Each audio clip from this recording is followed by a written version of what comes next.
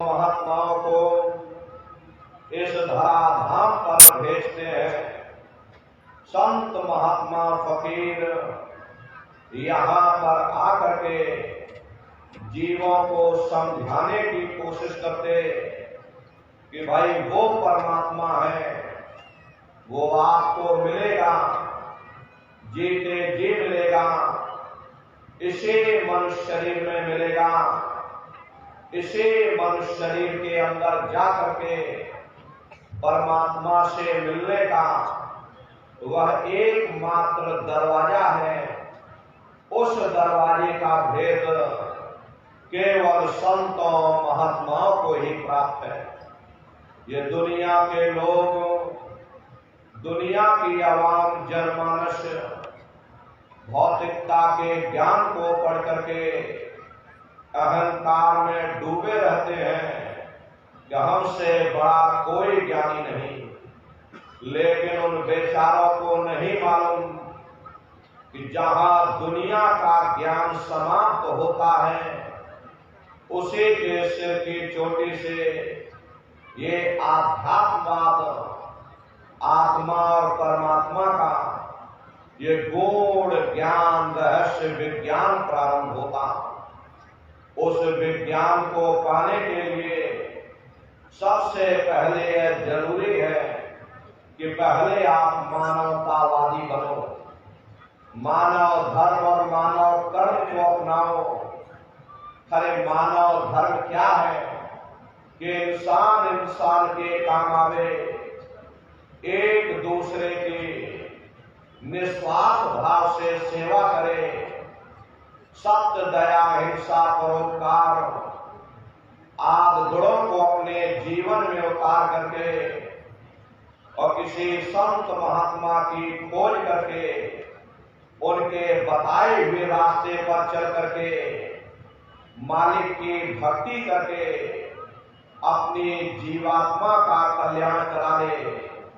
यही इंसान का सबसे बड़ा मानव धर्म है। लेकिन आज इस कलिकाल में यह दुनिया की आवाम जनमानस विषय विकारों में, शराब और कबाबों में, मांस और मदिरा में सुख ढूंढने की कोशिश कर रही। ये चरित्र पतन जैसे कार्यों को अपना करके यह आवाम जनमानस कैसे सुखी हो सकती है? पहले अपने चरित्र जैसे धन को इकट्ठा करो, क्योंकि चरित्र ही सब कुछ है। चरित्र ही मानव धर्म की पूंजी है। जो इंसान अपने इखलाक ईमान को बरकरार रखता, वही इंसान चरित्रवान है। ये दुनिया भर के रगड़े झगड़े, पिता पुत्र में लड़ाई, आदमी औरत में लड़ाई, घर परिवार में लड़ाई, समाज में लड़ाई, जातियों में लड़ाई और मुल्क में लड़ाई। हरे नारियों, ये इंसानों का काम नहीं, ये हैवानों का काम है। इसलिए पहले आप इंसान बनो, चरित्रवान बनो, महात्माओं के समीप आओ। वे जो दया का प्रसाद दें, उसे खुशी खुशी लेकर के अपने निज घर को जाओ, जहां न फिर जन्मना है और ना ही फिर मरना। इसीलिए हमारे गुरु महाराज परम संत बाबा जय गुरुदेव जी महाराज ने आवाम जनमानस के बीच में ये आवाज लगाई है, इंसानों, तुम अपने दीन ईमान पर वापस आ जाओ और एक जिस्मानी मंदिर में बैठ करके भगवान का सच्चा भजन करो, जिससे तुम्हारी जीवात्मा नरकों में जाने से बच जाए। अरे हम माने ना माने, लेकिन संत महात्मा त्रिकालदर्शी होते, वे सब कुछ जानते हैं। अगर हम उनके वचनों को मान जाएंगे तो हम लोग बच जाएंगे, नहीं तो खाई और खंदक में जाकर गिर जाएंगे। इसीलिए अभी वक्त है उस मालिक से सच्ची प्रार्थना करने का, खुदा के सामने अपने गुनाहों की माफी मांगने का, धर्म मजहब के नाम पर लड़ने झगड़ने का नहीं, जात और बिरादरी के नाम पर लड़ने झगड़ने का नहीं। हमने बहुत लड़ लिया, बड़े बड़े झगड़े और फसादे की, बड़ी बड़ी नुक्ताचीनी की, सिवाय नफरत के हमको क्या मिला। नफरत की ऐसी ज्वाला जली जिसमें घर जल गया, परिवार जल गया, समाज जल गई, जातियां जल गई और सारा देश जल उठा। इसीलिए सारी मानवता बहुत थक गई। हर कोई ऐसी छांव चाहता है जहां उसे ठंडक मिले, शांति मिले, सुकून मिले, और ये सब वहीं मिल सकते हैं जहां शांति के संदेश होते, सुकून के संदेश होते, मानव धर्म और मानव कर्म के संदेश होते। और ये संदेश केवल संत महात्मा फकीर देते हैं, जो समदर्शी होते हैं, जो समस्त जीवों के अंदर उस प्रभु के अंश को देखते हैं। ऐसे समदर्शी उन महात्माओं की खोज करो। ये मत देखना कि महात्मा के जाति के हैं, महात्मा किस बिरादरी के हैं। जातियां कर्म के अनुसार बनाई गई, जन्म के अनुसार नहीं। मनुष्य की एक ही जाति है, वो है मानव जाति। और इसी मानव जामे में बैठ करके हमें उस मालिक की भक्ति करनी है। हरे नर नारियों, सुपच जात के भंगी थे, रैदास जी जात के हरजन थे, मीराबाई जात की छत्राणी थी। अगर वे सब उस मालिक को प्राप्त कर सकते हैं तो आप भी उस मालिक को प्राप्त कर सकते हो। लेकिन बगैर महात्माओं के, बगैर मुर्शिद के कोई भी जीव इस संसार समुद्र से ना कोई पार हुआ और ना ही कोई हो सकता। ये समुद्र ऐसा है जिसके न इस किनारे का पता, न उस किनारे का पता कोई नहीं जान सकता। ये दुनिया कब बनी, कितनी बार प्रलय और महाप्रलय हो गई, लेकिन इतना जरूर मालूम है कि जिस दिन से दुनिया बनी है हम लोग यहीं पर भटका खा रहे।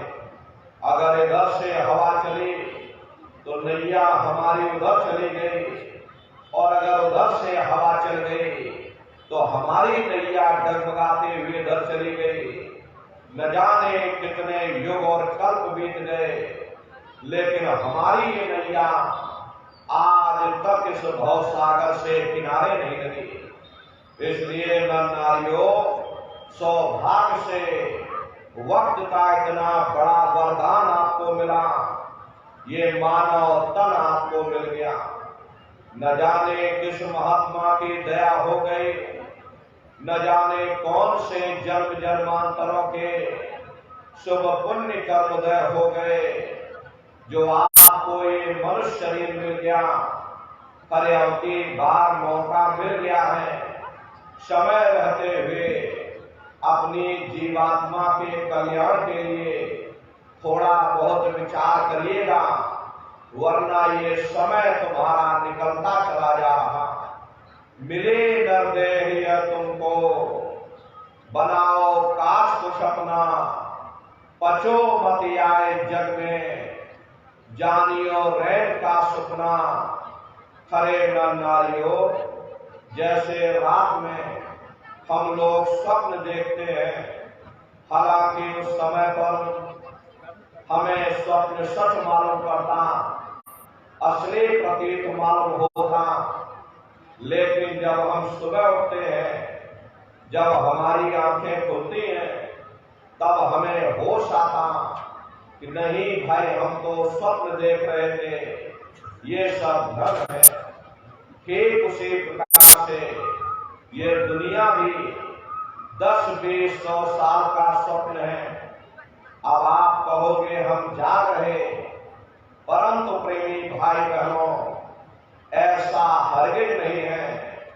जिस दिन मौत का वक्त आएगा, खरे आप रोगे, हाय हाय करके चिल्लाओगे कि हाय, हमने सारी जिंदगी यूं ही स्वप्न में गुजार दी, जागने का समय तो अभी आया था, जो कुछ करना था अभी करना था।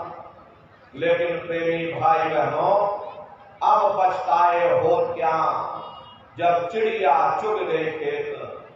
महात्मा प्रेम से जीवों को समझाते, भाई देह और गृह सब झूठा, भरम में काहे को खपना, ये घर बार हमारा अपना नहीं, खरे पराया देश है, ये सराय खाना है, ये मुसाफिर खाना है, ये शरीर भी तुम्हारा अपना नहीं, ये भी काल का पिंजरा है, किराए का मकान है, पराया मकान है। किसी को 40-50 साल के लिए मिला, किसी को 80-90-100 साल के लिए मिल गया। पर जितने जितने श्वास उस मालिक ने बख्शे हैं, उसे भुगतने के बाद में हमें इस शरीर को यहीं छोड़ जाना। श्वास धारा नित्य ही जारी, एक दिन खाली चाम। खरे प्रेमी भाई बहनों, एक तालाब पानी से चाहे कितना भी क्यों ना भरा हो, आप एक छोटी सी नाली काट कर खोल दीजिए, तालाब में छोटा सा छेद कर दीजिए, तो सारा पानी ही तालाब से बाहर निकल जाएगा। ठीक उसी प्रकार से हमारा ये शरीर भी श्वासों का भंडार है। जब तक श्वासों का भंडार जारी है, हम दुनिया के काम काज में फंसे हुए, दुनिया के कारोबार में उलझे हुए। लेकिन जिस वक्त ये श्वासों का भंडार खाली होगा, हर टेलीफोन खड़क जाएंगे, तार पहुंच जाएंगे, संदेश पहुंच जाएंगे, सब रिश्ते नातेदार, सब कुटुंब परिवार वाले, सब अड़ोस पड़ोस वाले मिनटों सेकंडों में इकट्ठा हो जाएंगे। हरे प्रेमी भाई बहनों, मामूली कष्ट नहीं होता। मौत के समय में घर घोर पीड़ा होती है। सहजो भाई ने उस पीड़ा को बयान किया कि सहजो मौती आइया, अंगे अंग दिया तोड़, और हिया जरे छाती फटे, उठे पीर भर घोर। गुरु महाराज सत्संग में फरमाते थे कि जैसे 1,00,000 बिच्छू एक साथ मिल करके हमारे जिस्म पर डंक मारे, उससे भी लाखों करोड़ों गुना ज्यादा मौत के समय में दर्द होता। जब मृत्यु आती है तो किस तरह से प्राण निकलते, प्राणों के निकलने की क्या प्रक्रिया होती है, जरा उसे भी आप लोग समझ लीजिए। देखो प्रेमी भाई बहनों, जैसे संसार में महाप्रलय आती है, महाप्रलय के समय क्या होता, सबसे पहले पूरी पृथ्वी ढह जाती है। ये पृथ्वी पानी में घुल करके और पानी बन जाती है। मानव सृष्टि की प्रलय एक बड़ी कयामत है और शरीर की प्रलय एक छोटी कयामत है। तो जैसे ही मौत आती है, सबसे पहले गुदा चक्र टूटता है, सिमटत भास श्वास उठ जावे और प्राणपति जब सिमट समावे, उस समय हमारी श्वासें रुक जाती, शरीर की चेतना पीछे सिमटने लगती। तो सबसे पहले गुदा चक्र ही टूटता, क्योंकि गुदा चक्र में पृथ्वी का वास होता। गुदा चक्र टूट करके ऊपर इंद्रिय चक्र में समा जाता। इंद्रिय चक्र में जल का वास होता, यानी जल ने पृथ्वी को घोल दिया। फिर जब इंद्रिय चक्र टूटेगा तो ऊपर नाभि चक्र में समा जाएगा। नाभि चक्र में अग्नि का वास होता, यानी अग्नि ने फिर जल को सुखा दिया। ये नीचे से सिमटाव होता है, नीचे से ऊपर की ओर सिमटाव होता। फिर जब ये नाभि चक्र टूटेगा तो हृदय चक्र में समा जाएगा। हृदय चक्र में वायु का वास होता, यानी वायु ने अग्नि को अपने में समाहित कर लिया और इस तरह से वायु आकाश में उड़ गई। जब यह कर्म कलाई उपजावे और बुद्धि सुरत की आन दबावे, जब यह जीवात्मा पांचों तत्वों को लान करके जल पृथ्वी अग्नि वायु आकाश पांचों तत्वों को लान करके ऊपर आती है तो काल दार में आन दबानी और जब घर के नैनन से पानी, जब काल अपनी दार में दबाता उस समय नेत्रों से पानी निकलता, इंद्रियां टूट टूट करके चकनाचूर हो जाती। सब रिश्ते नातेदार खड़े रहेंगे, डॉक्टर वैद्य हकीम सब आपको घेरे रह जाएंगे, लेकिन आप अपनी पीड़ा को उस समय अपने मुख से बयान नहीं कर पाओगे। सिर्फ आपके नेत्रों से अश्रु टपकेंगे। पर यमदूत आते हैं, प्राणों की डोरी को तोड़ देते और जीवात्मा को खींच करके इस शरीर से बाहर कर दिया जाता। और जैसे ही जीवात्मा शरीर से अलग हुई, ये शरीर आपका मिट्टी हो जाता। फिर इस मिट्टी को एक रात अपने घर में कोई रखने को तैयार नहीं होता।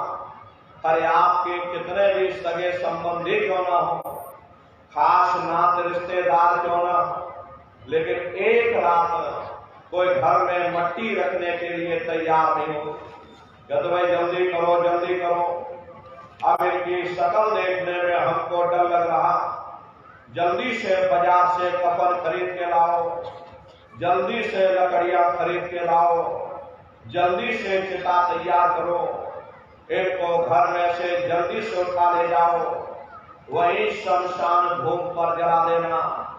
ये जो घर में इनके कपड़े लत्ते पड़े हुए, हर इनके कपड़े लत्ते भी उठा ले जाओ, वही शमशान भूमि पर जला देना।